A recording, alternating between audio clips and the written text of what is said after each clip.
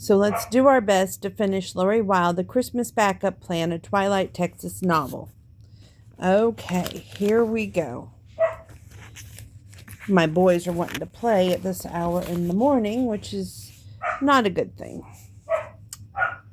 On a Christmas day, he declined Ridge and Kaya's offer to have dinner at their house with Vivi and Duke. He just wasn't in the mood for their lively company, and instead saddled up a horse and went to work, moving a group of cattle from one pasture to another, and then spending the rest of the day inspecting fences. The fences were all intact, so toward sundown, the cold wind blasting across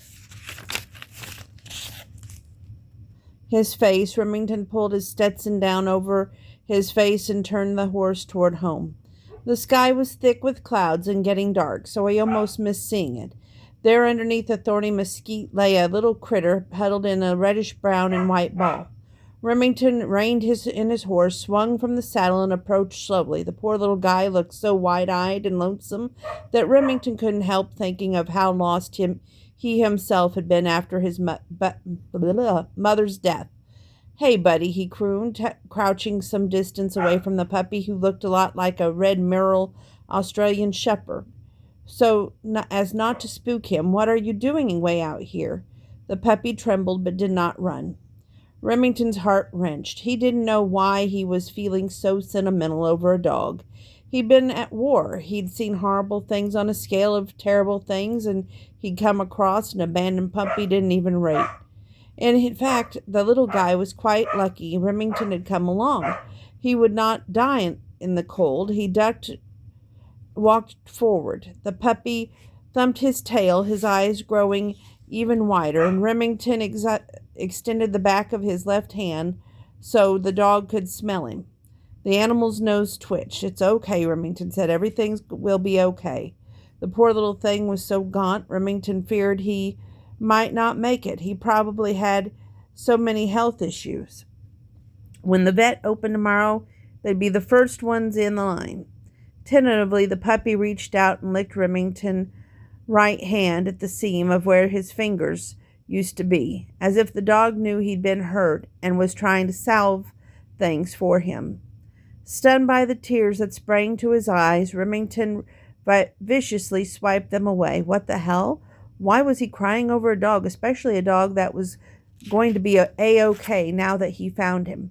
Remington would absolutely make sure of that. The puppy didn't protest when Remington picked up his quivering little body, tucked the dog against his side, and zipped up his coat tight around him. Using great care, he climbed back into the saddle and rode home, feeling the shepherd's heart beat wildly against his own.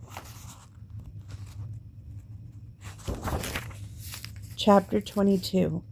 Hang tough. Catchphrase of encouragement and solidarity for paratroopers who endure bad weather, missed jump spots, and malfunctions. After spending Christmas Day alone, Remington took the dog to the vet the following morning. The puppy had spent a restless night whimpering until Remington took him out of the mudroom. It seemed like a good idea to keep the untrained dog blocked in, and once he was beside Remington, the puppy calmed instantly, curled up next to him, and promptly fell asleep, only to wake up an hour later, licking Remington's face to let him know that he needed to go outdoors. The process repeated itself throughout the night until the last time, just before dawn, Remington gave up trying to sleep and went to make coffee. He took the puppy with him as he did his chores and fed his livestock. He fed the dog a small amount of raw hamburger meat that he had in the fridge, then loaded him into the SUV, and off they went to the vet. "What am I going to call you?" Remington asked the dog as he settled him into a box and put it on the floorboard of the back seat, wanting to protect him as much as possible. He'd get a proper canine seatbelt in town. That's the moment he realized he was fully adopting the puppy. He told himself during the night that the arrangement was temporary, that he'd find him a good home. He never had a real pet before. Sure, growing up on a ranch, there'd always been lots of dogs and cats around, but he never claimed one of his own. Too much trouble, he told himself. Animals didn't live as long as people, and he didn't want to get too attached. because eventually he'd lose the pet and it didn't seem worth the grief. Now, looking at the dog over the back of the seat, he saw the short sightedness of his philosophy. No one knew how long they were had to live, and forsaking momentary joy to prevent long-term sorrow, well, that trait kept a guy from truly living. You don't know how to let love in, his first love, Maggie, had flung at him when he confronted her about her betrayal.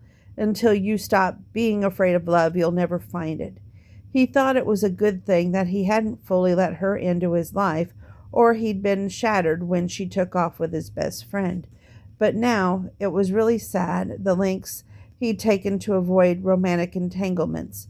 He'd run to the other side of the world for 12 years, hiding out from his family, from an ordinary life, from his feelings, most of all. The veterinary clinic had just opened when Remington walked in with a puppy in his arms. The receptionist had hopped up from her chair, making a fuss over the puppy, as his sister-in-law, Kaya, waddled from the back of the clinic in a lab jacket. "What are you doing here?" he asked. "The regular vet has the flu, so they asked if I could fill in." "But your third baby is due any day now." "So I'm not in labor now." Kaya was a tough woman, and she took motherhood in stride. She loved children and animals equally. "My obstetrician says I can work as long as I feel like it. And today I feel like it. What does Ridge say?" "He says whatever you want, Kaya. There's a man who knows how to please a woman." "And meaning?" Kaya just shook her head at him. "Talk to your brother if you want to know the secrets of a happy marriage." Remington thrust the puppy at her. "Here." "And who is this?" Kaya cooed and pulled her stethoscope from the pocket of her lab coat. "Found him on the back 40. "Oh, dear, lucky you found him when you did. As thin as the little guy is, he's been out there a while. It's surprising that the coyotes hadn't gotten to him." "Bring him on back to the exam room," Kaya motioned. "Do you have other patients ahead of me?" "You got the family express pass," she smiled. "And it's early on the day after Christmas. No one else is here yet." Clutching the puppy to his chest, Remington followed his sister-in-law to the exam room. "Set him down," she instructed, maneuvering her expanded belly around the stainless steel exam table. Remington settled the puppy on the table, and the little dog peered up at him with the saddest eyes. "I'm right here, buddy. I'm not going anywhere." "So," Kaya stuck the earpieces of her stethoscope into her ears and bent over the dog, "you spent Christmas alone out riding fences and rescuing puppies." "No, just this one pup." She grinned at him. "I understand. Get the Azaltes and Lockharts together en masse, and things can swiftly get overwhelming." "Since the Middle East, loud noises," he shrugged. "I'm still a work in progress. Aren't we all?" She laughed. Then she paused before saying, "Aria didn't come to Christmas dinner either." She cut him a sideways glance as she placed the bell of the stethoscope to the puppy's chest to listen to his heartbeat. "No." She said she needed to catch up on her sleep. Apparently, I'm guessing there was a lot of sleepless nights when you guys were in twilight. Again, she peered up at him from a sheath of dark hair, the same color of her sister's, and leveled him a knowing gaze. His sister-in-law was fishing it for info. He knew it. Aria hadn't told her a thing about what had gone down in twilight. Remington shrugged. He didn't want to encourage Kaya's nosiness. "How's the dog?" "Heart and lungs sound okay. Are you going to keep him?" "He seems to have bonded with me. I like that idea." Kaya straightened and sent a bright smile at him. "Have you thought of a name?" "Not yet." Remington shook his head. "How old is he?" "He looks about 8 weeks," she said. "He seems much younger than that. It's because he's so small. He must have been the runt of the litter, and like I said, he's underweight. What did you feed him last night?" "A little bit of raw hamburger meat. I didn't want to overdo it, so I only gave him a big spoonful." "I'll give you a prescription for some food to build up his health. It's pricey, but he shouldn't have to be on it for long." "I don't mind the cost." Remington jammed his hands in his coat pocket. "We don't know what happened to him out there, but clearly he lost his mother. It will take some time for him to heal." Remington knew all about healing in time. "Don't be surprised if he has some bad habits because of what he's been through. Plus, he's a puppy, and like all babies, he needs lots and lots of patience." "Got it." He has got some sores that look like they're getting infected, probably from those thorns. I'll put him on some antibiotics along with giving him the shots and other medications that he'll need. Thanks, Kaya. I think you've got yourself a fine companion here, Remington. Why don't you leave him with me an hour and go grab some breakfast? He didn't want to leave the little guy all alone, but Kaya already was shooting him out of the office. Pulling his Stetson down lower over his head, he sauntered outside and across the street to the diner. Millie's Diner was a hopping place at this time of morning, the parking lot jammed with cars.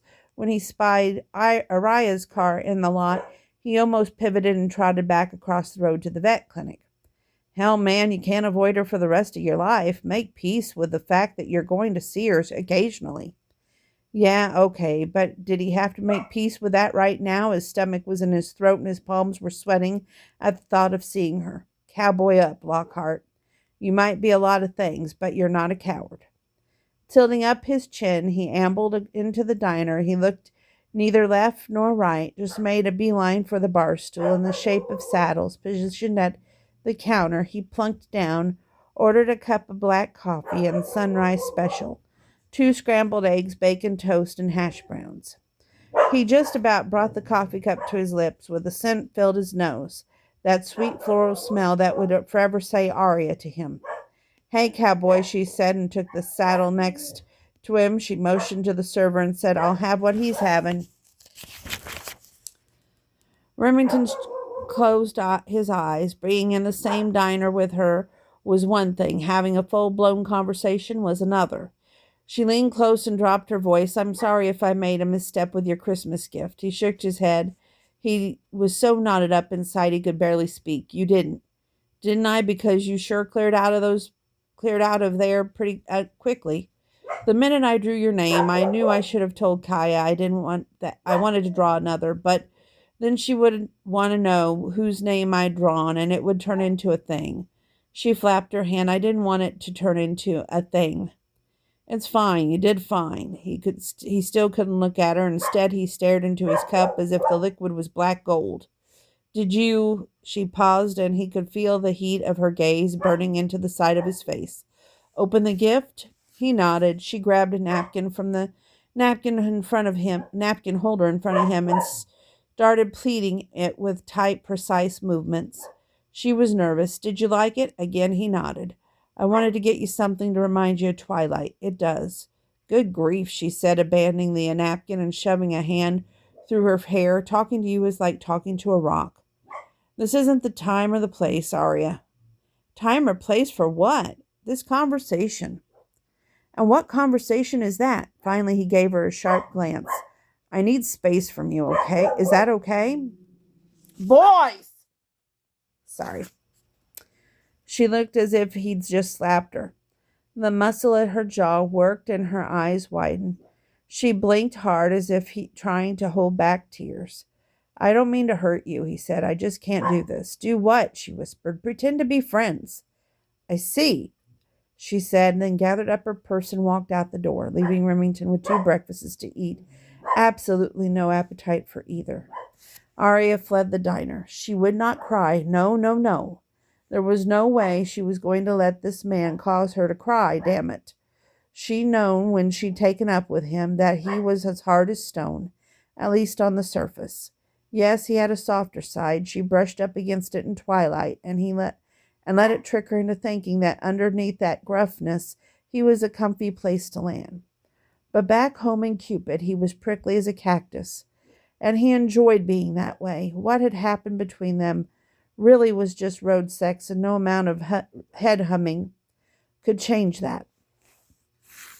She was just going to get over him.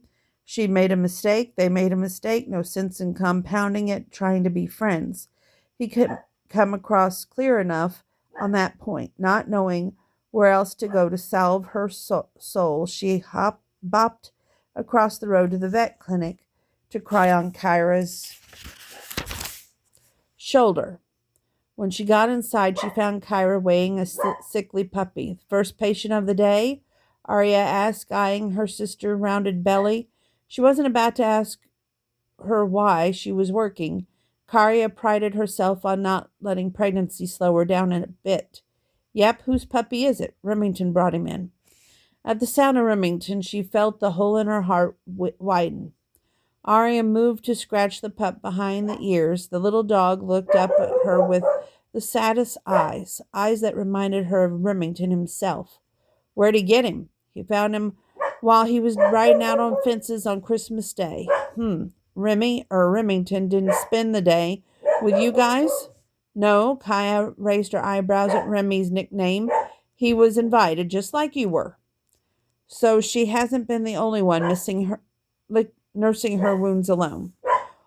While she'd been watching the old romantic movies on Netflix in front of the fireplace, snuggled under a blanket and eating too many Christmas cookies, Remington had done the cowboy version of self-soothing, riding fences. In her mind's eye, she saw him loping around in the cold and finding the puppy. Oh, I'd hoped you two might have sneaked off to spend Christmas together.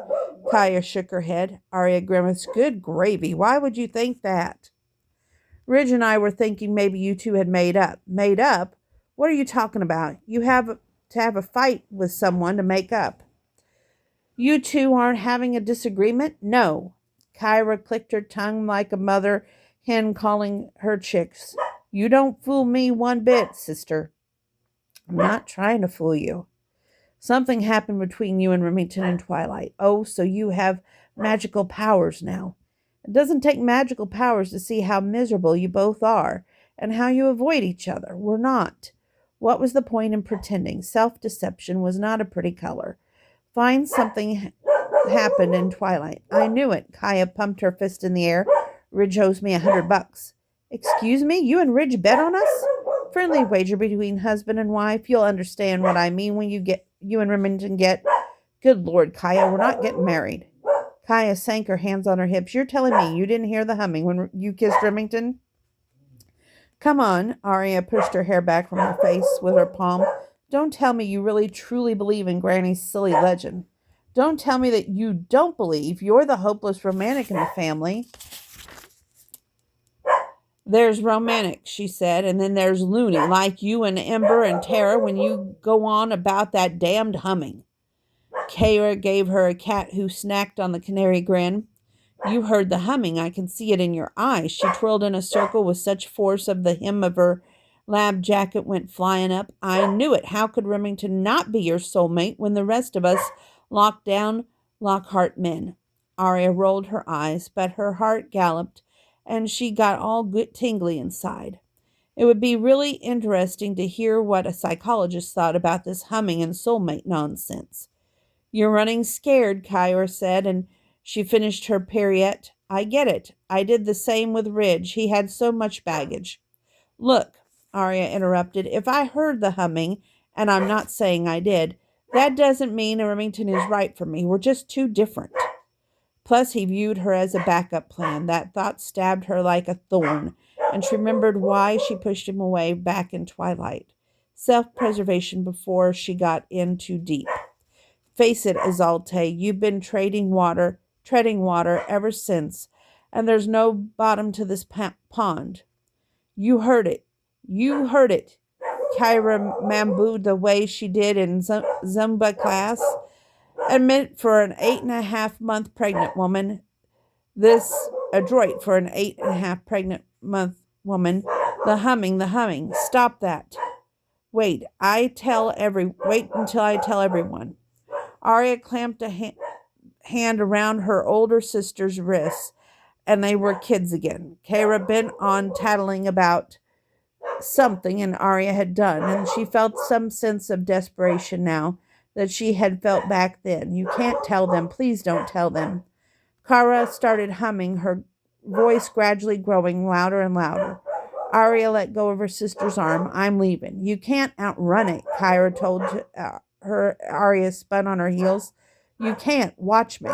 Remington is your destiny. Bull hockey. Arya didn't have to turn around to know her sister was doing another dance move. Remington and Arya sitting in a tree. I am so out of here. Arya stormed past the shelves of pet food, leashes, and squeaky toys toward the front door, and her throat was so tight she could hardly breathe, and she plowed right into Remington's chest. Okay, guys, I've got to go see what's going on with the dogs. So, as much as I want to finish, Stay right here. We'll pick up at chapter 23.